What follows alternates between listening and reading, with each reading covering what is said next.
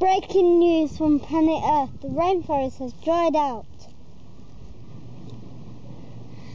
This is what the rainforest used to look like, should look like. But there is a problem.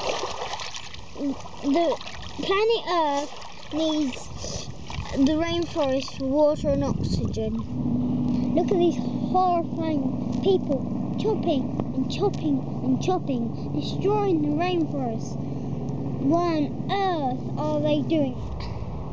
Rainforests are being chopped down for raw materials and industry.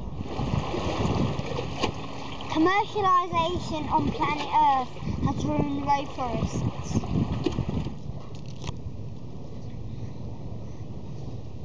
Lots of species have lost their homes. And finally, the humans are replanting the rainforest for a good, healthy Earth.